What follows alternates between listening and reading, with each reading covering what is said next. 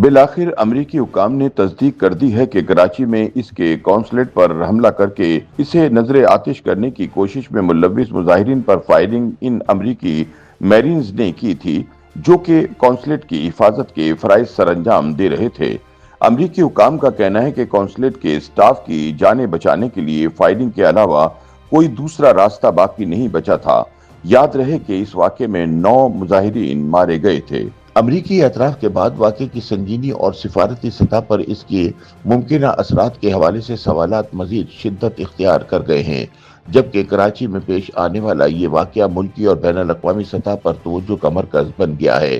خیال رہے کہ ایرانی سپریم لیڈر آیت اللہ علی خامنہئی کی شہادت کے بعد اتوار کی صبح مختلف مذہبی اور سیاسی جماعتوں کی اپیل پر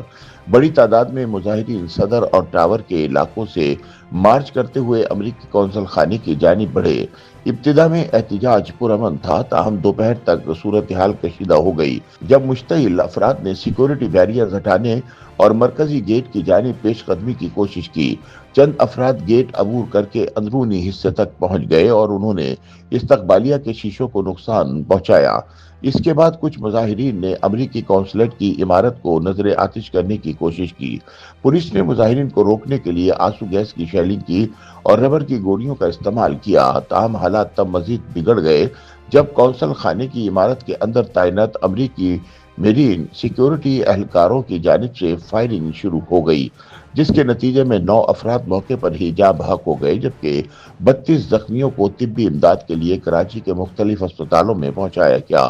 حکام کی جانب سے فوری طور پر اس خوریزی میں امریکی میرینز کے ملوث ہونے کی تصدیق نہیں کی گئی تھی، تاہم اب امریکی حکام نے خود امریکی میرینز کے ہاتھوں پاکستانی مظاہرین کے قتل کا اعتراف کر لیا ہے۔ برطانوی خبر رساں ادارے روئٹرز کے مطابق 2 امریکی سرکاری عہدیداروں کے مطابق اتوار کو کراچی میں قائم امریکی قونصل خانے میں داخل ہونے کی کوشش کرنے والے مظاہرین پر امریکی فوجی اہلکاروں نے فائرنگ کی۔ قونصل خانے کے کمپاؤنڈ کی بیرونی دیوار توڑنے کی کوشش کرنے والے کم از کم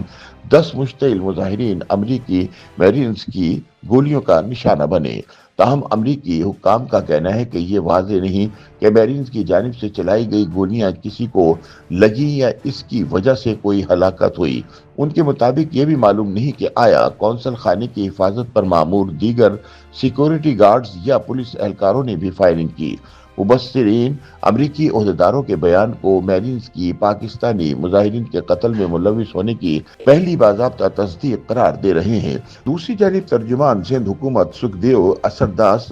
ہیمنائی کا بھی کہنا ہے کہ کراچی میں مظاہرین پر فائرنگ امریکی قونصلیٹ پر تعینات سیکورٹی اہلکاروں کی جانب سے کی گئی تھی،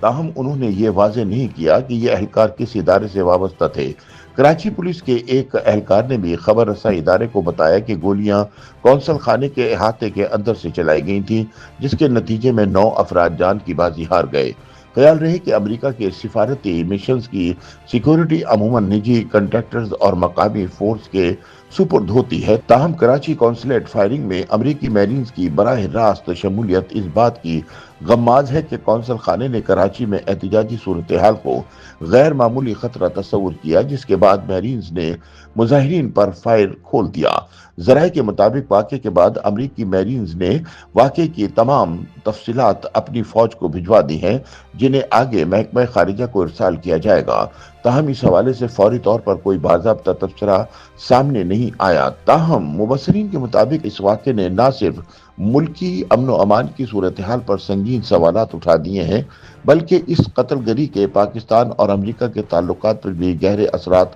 مرتب ہو سکتے ہیں۔ یاد رہے کہ امریکہ کا سفارت خانہ دارالحکومت اسلام آباد میں واقع ہے، جبکہ لاہور، کراچی اور پشاور سمیت ملک کے دیگر شہروں میں بھی امریکی قونصل خانے موجود ہیں۔ واقعے کے بعد کراچی میں امریکی قونصل خانے جانے والی سڑکیں بند کر دی گئی ہیں اور پولیس کی بھاری نفری تعینات ہے، جبکہ اسلام آباد اور لاہور میں بھی امریکی مشنز کے اطراف سیکورٹی سخت کر دی گئی ہے۔